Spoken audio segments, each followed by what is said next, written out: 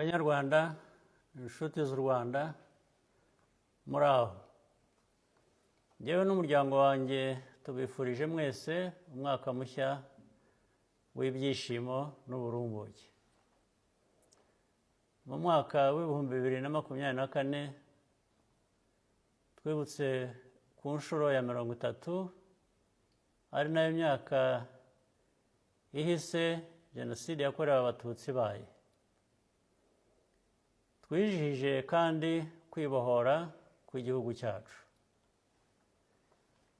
Ibyo byombi bitwibutsa aho twavuye n'aho tugeze, biturutse ku ntego duhuriyeho twese yo gutera imbere no kwiyubaka. Reka rero twese hamwe dukomeze muri iyi nzira.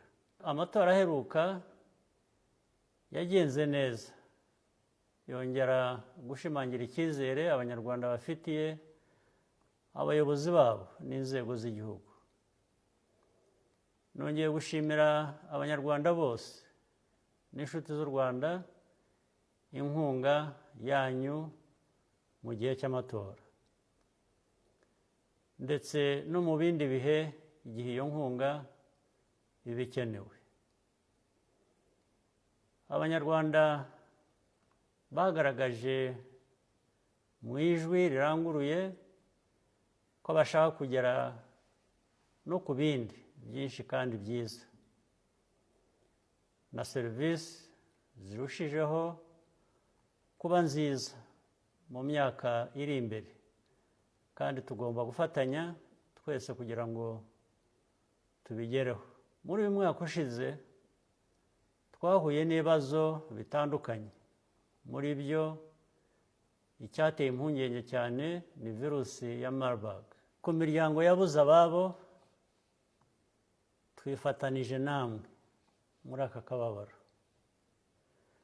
Ndashimira abakozi bo mu nzego z'ubuzima ubutwari bagaragaje, n'abafatanyabikorwa bacu umusanzu batanze w'ingirakamaro. Kubera ibyo, iyi ndwara yatangajwe ku mugaragaro ko yarangiye mu ntangiriro z'uku kwezi, ihitanye ubuzima bw'abantu bake mu mateka yayo. Unfortunately, we continue to see instability in our region along our borders. I want to assure you that Rwanda's security and sovereignty will always be fully protected by all means necessary. Shortcuts and temporary fixes cannot resolve this issue. There has to be a comprehensive solution that deals with root causes in the medium and long term, which should guarantee lasting peace for all the peoples of our region.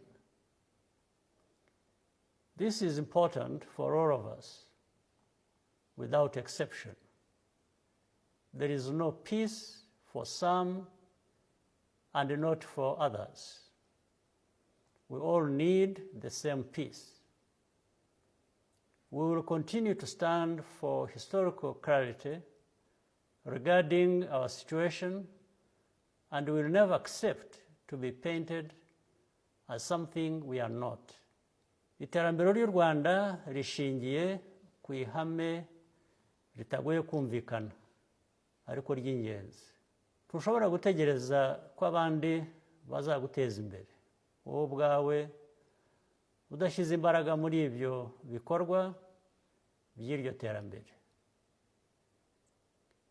We ended the year on a positive note by hosting the FIA General Assembly for the first time ever on the continent, and announced our intention to play a leading role in bringing world-class motorsports to Africa.